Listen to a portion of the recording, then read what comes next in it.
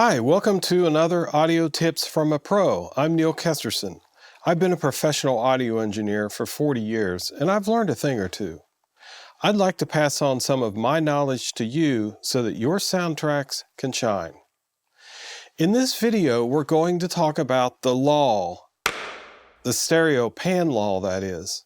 This is one of the most misunderstood and confusing parts of audio production. I think constitutional law might actually be easier to understand. Let's start with what it isn't. The stereo pan law is not a set-in-stone procedure that you must follow. It's not a one-setting-fixes-everything law. It's also not a secret passcode to the fellowship of the button pushers. In short, it's a problem solver for listening in stereo as well as mixing in stereo. It's also used for surround sound, but the concept is the same, so we'll stick with stereo for this conversation.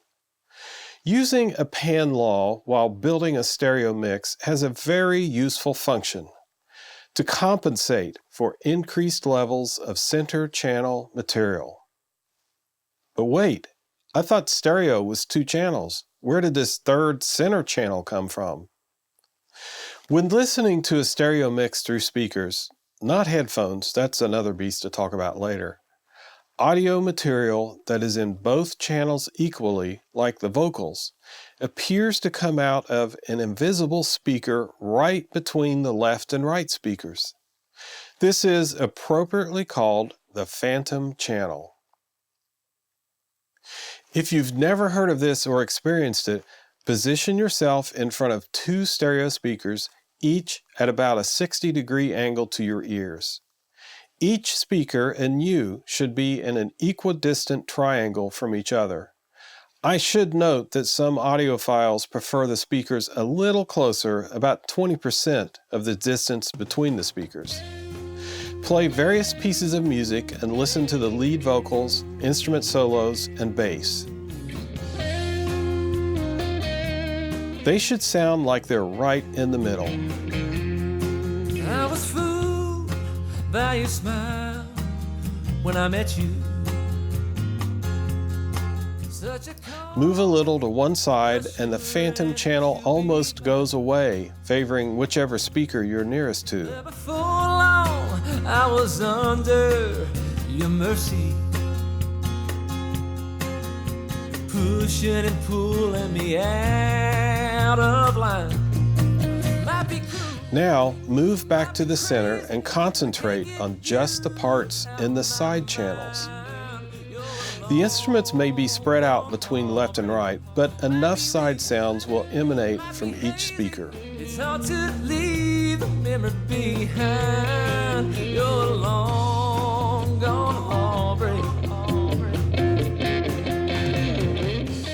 Now focus back on the center, and the phantom channel magically reappears.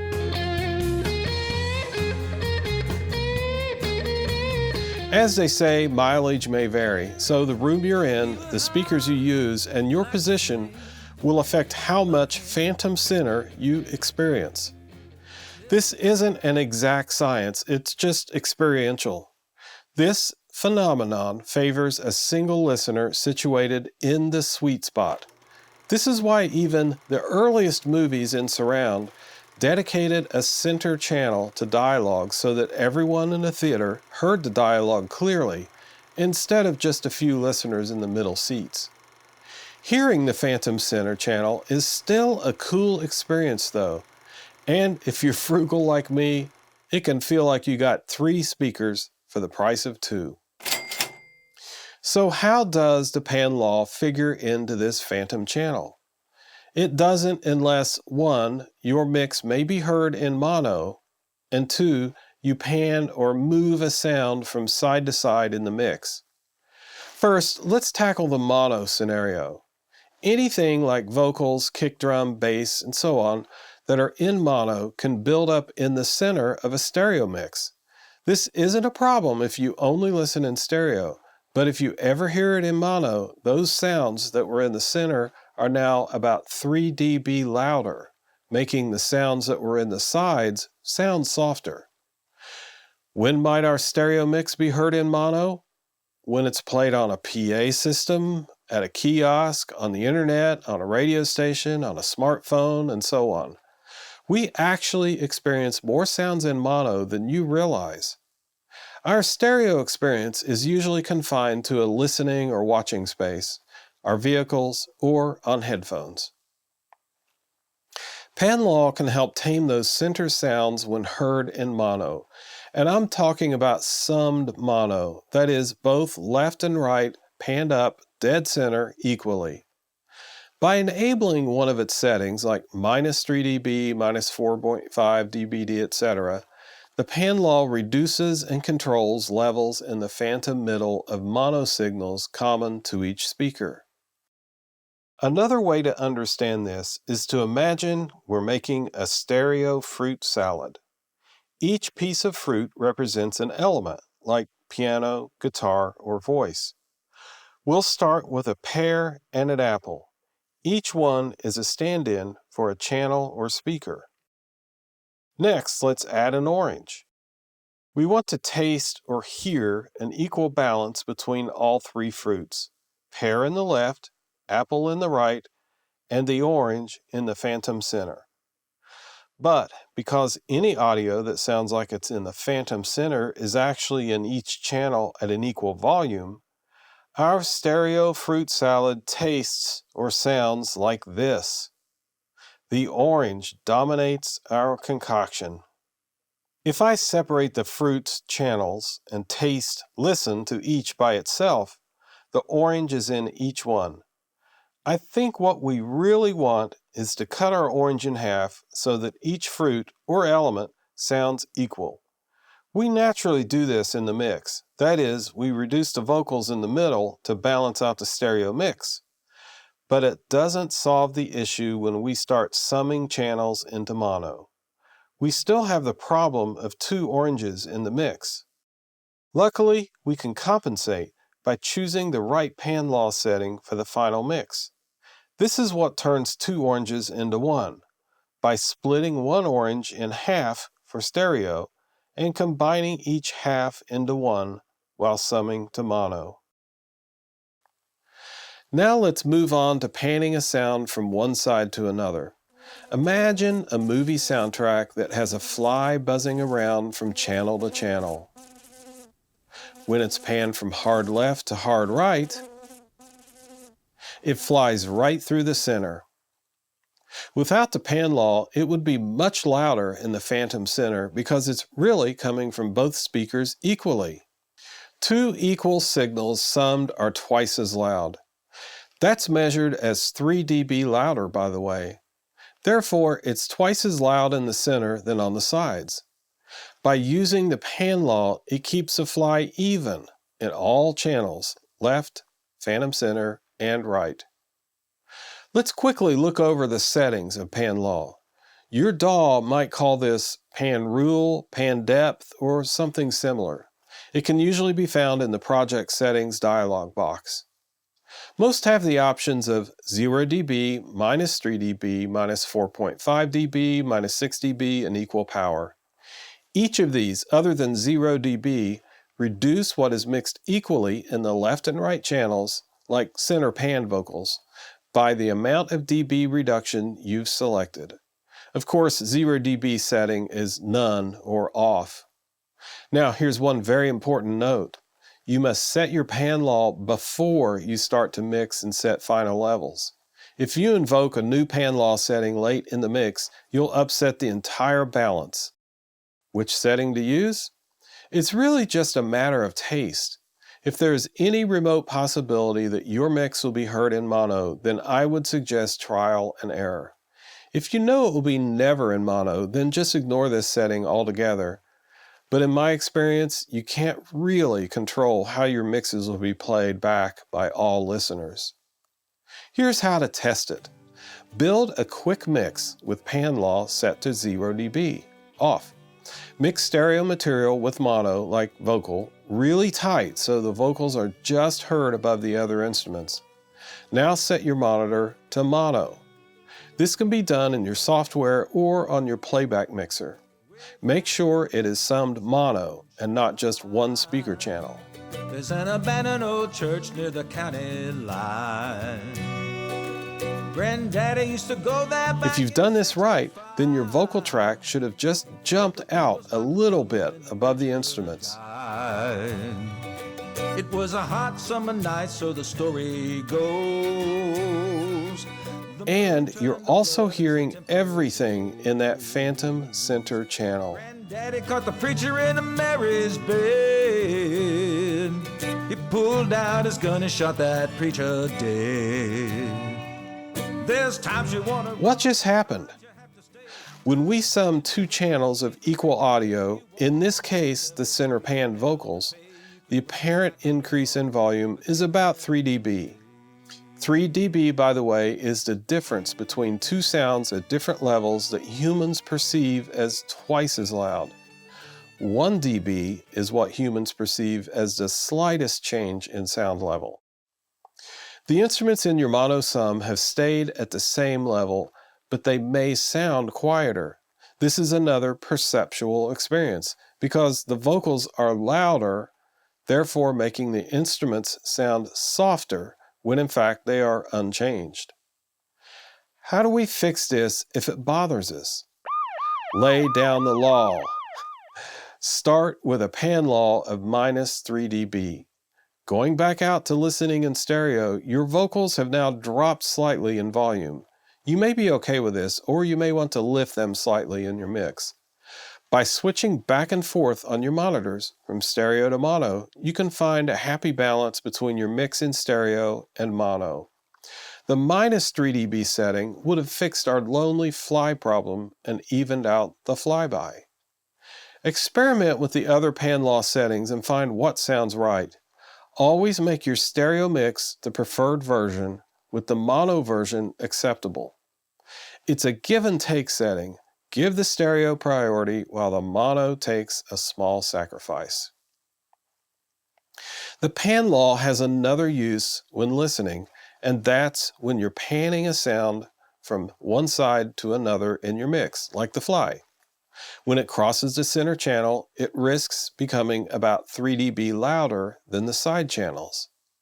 Most modern DAWs and mixing consoles automatically compensate for this in their pan controls, but it's worth checking the manual just to find out. Now, let's talk about the elephant in the room. You know, the one with the headphones on over their big ears. Listening with headphones not only exaggerates the stereo sound field, it puts that phantom channel directly inside of your head. Because our ears are separated by 180 degrees on the sides of our head, the common mono signal seems to be right in the center of our brain. Unless you've produced your track for headphones only, like binaural, the effects of subtle pan law changes are difficult to gauge. Make your settings using a proper speaker setup with a 60-degree separation. Moving away from the use of the pan law for listening on speakers, let's see how it can help when we mix down to mono. Unlike the increase of 3 dB when listening through speakers, summing two like audio signals will actually increase our signal by 6 dB on our meters. That discrepancy is due to the actual increase in audio level, 6 dB, to the perceived increase in the phantom channel when listening. We have to strictly look at numbers and measurements when converting something in stereo into mono, or our audio track will not match the stereo version and may even become distorted. This happens when summing stereo or two-channel mono down to single-channel mono. Here's an example. You've recorded a mono track like a narration into your DAW. When you mix it down, the signal path is usually from that track direct to the stereo master. One track going to two tracks, left and right. Looking at your meter, you see left and right equally bouncing along. Now, let's suppose you're mixing this mono narration down to a single channel mono audio file. In some DAWs like mine, Those two stereo output tracks are now summing down to one mono track. Remember the first listening experience I had you do? The vocal in the center jumped in volume, didn't it? This might happen in your DAW. You have to check to see if it's compensating for the double mono mixdown. Though most DAWs rely on your pan law setting. Here's how to check. Record or import a steady tone. I like to use 1 kHz because it's an industry standard. On your audio track, set the output so that it reads -20 on your digital meter. With pan law off or set to 0, export the file to a single channel mono audio file. Import that into your DAW or other audio program and use a tool to measure the audio level. It's usually something called statistics or file info.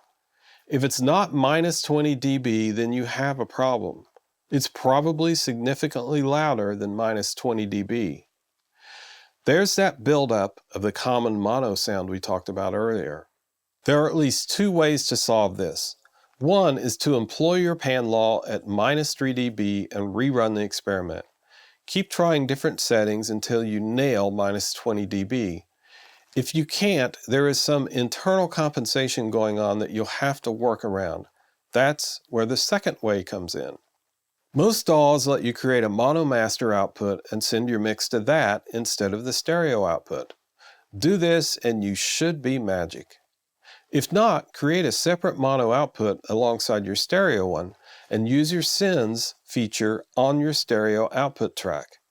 Send the stereo mix to the mono output at a -3 dB level. Now your stereo output meter will match the mono output meter. Select that mono output for your mono mixdown and you're cruising, not losing. Now this is a great workflow to deliver both stereo and mono mixes that stay at the same volume level. There are times that you might want to mix a mono track down to a 2-track mono file. This usually happens with files that will be used with video. Most systems like Avid and Premiere Pro compensate for single-channel mono files. A few don't. You should probably talk with the editor to see if they need a 2-channel mono file or a single-channel mono file. Here's an interesting experiment. With pan law set to off, that's 0 dB, mix that -20 level tone down to a mono stereo split track file that creates separate left and right channels. Check the level of each track and you'll probably find each one at -23 dB instead of -20 dB. The 2 files are meant to be paired together and when panned left and right, create a -20 dB signal. Remember that 2 identical audio signals summed together are 6 dB louder. That loss of -3 dB on each channel add up to 6 dB of compensation that the DAW is making.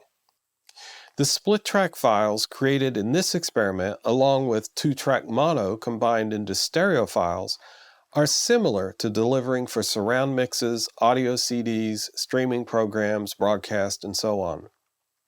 In the 1980s and early 90s, when I did a lot of mixing for radio, I would often create 2 mixes, one in stereo for the FM stations and one in mono for the AM stations. We were using DAWs, but they were early ones without a lot of sophistication. We had to send all the tracks out into an analog mixing board and manually mix down. Because one of my consoles did not employ a pan law, I had to compensate for the mono voice against the background music by reducing it by 3 dB. It would then sound even on both forms of radio. This can still be an issue today with so many formats to play audio on. If you are uncertain where something will play, then employ a pan law like -3 dB or equal power before you mix. Concentrate on the stereo mix and double check the mix in mono to make sure it's not way out of whack. If it's a real dynamic mix, it might even clip the mono center material if someone sums the channels together into mono. By using a pan law, you will be moving that center material a little bit downward in the mono mix, hopefully avoiding clipped audio. Let's wrap this up by looking at how the different pan law settings are commonly used for mono and panning compatibility. Pick the setting for how your mix will most likely be heard. -3 dB is the most common and creates only a slight boost of the middle material when heard in mono. -6 dB is most useful for broadcast or other controlled formats that most likely might be heard in mono. -4.5 dB is a compromise between -3 and -6 and is also common with consoles. Equal power is similar to -3 dB but with a slightly different energy curve. -3 dB is a middle-of-the-road setting that solves most problems and keeps you from having to fiddle with the pan law settings for every mix. I hope I've demystified the pan law for you. It's a bit like the infield fly rule in baseball, an often misunderstood rule that appears complicated at first but is actually very basic once you learn when and how to use it. Thanks for watching. Have a question or want to suggest a topic? Please email me at info@dxaudio.com.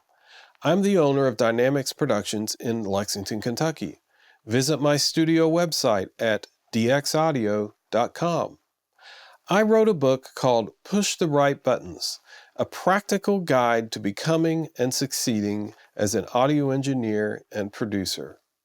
Get a copy or listen to the audiobook at dxaudio.com/book or at most online retailers like Amazon, Audible, Apple Books, Barnes & Noble, Spark Ngram, and Google Play.